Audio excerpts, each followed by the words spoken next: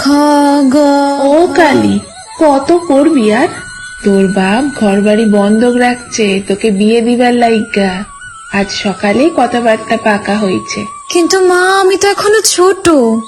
বাড়ি ছাইরা তোরে ছাইরা কেমনে থাকবো? আমি তো কিছু বুঝিও না। ছোট?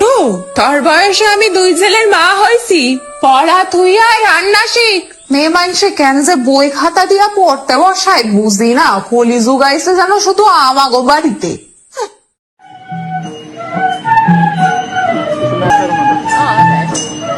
এ মা, এই তো কালো মাইয়া, মুখে তো কিচ্ছু রূপ নাই।